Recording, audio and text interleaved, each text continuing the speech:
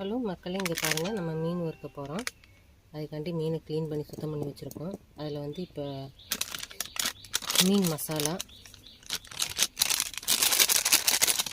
அப்புறம் சால்ட்டு,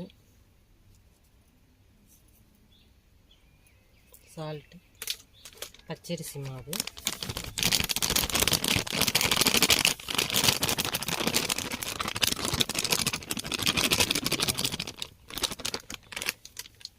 அப்புறம் கான்ஃப்ளவர் மாவு,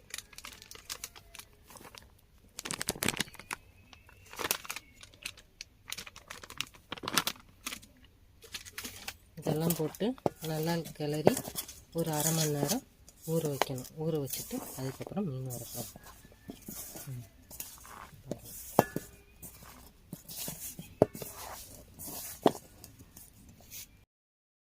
இப்போ எல்லாத்தையும் மசாலெலாம் சேர்த்து உப்புலாம் போட்டு ஊற வைக்க போகிறோம்.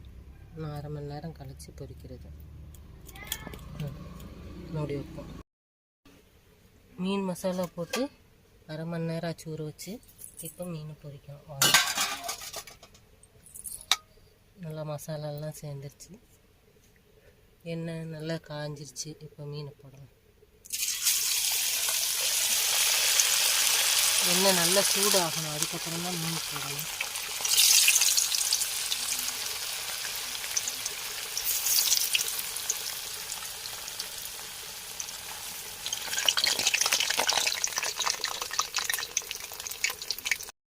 வாங்க, மீன் ரெடி ஆகிடுச்சு, பொரிச்சாச்சு. வாங்க சாப்பிடலாம். நல்லா டேஸ்டான சுவையான மீன் பாருங்கள்.